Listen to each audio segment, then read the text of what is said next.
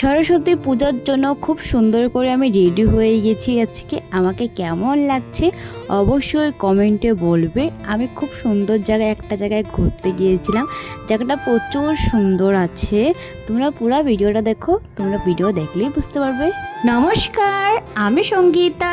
সকাল সকাল উঠে খুব সুন্দর করে মুখের মধ্যে হলুদ মেখে নিয়েছি, কেননা আমাদের নিয়মে সরস্বতী পূজার দিন মুখের মধ্যে হলুদ মাখতে হয়, নাহলে স্নান করতে হলুদ দিয়ে আমি মুখে মেখে স্নান করে এসে পড়েছি। আর আমাদের ঘরে খুব সুন্দর করে এখানে আমি সরস্বতী পুজো করে নিয়েছি।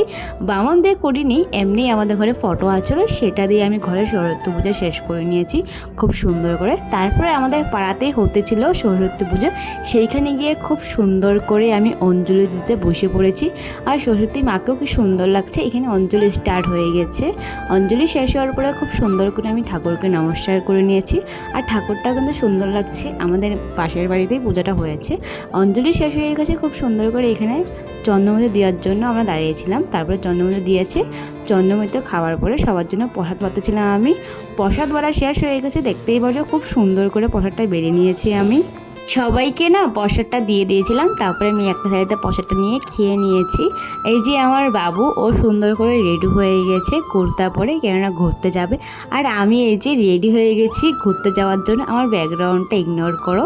তারপরে ঘুরতে যাওয়ার জন্য বেরিয়ে গেছি। নেক্সট ভিডিওতে শেয়ার করব ঘুরতে যাওয়ার ভিডিওটা। সো আজকের জন্য বাই।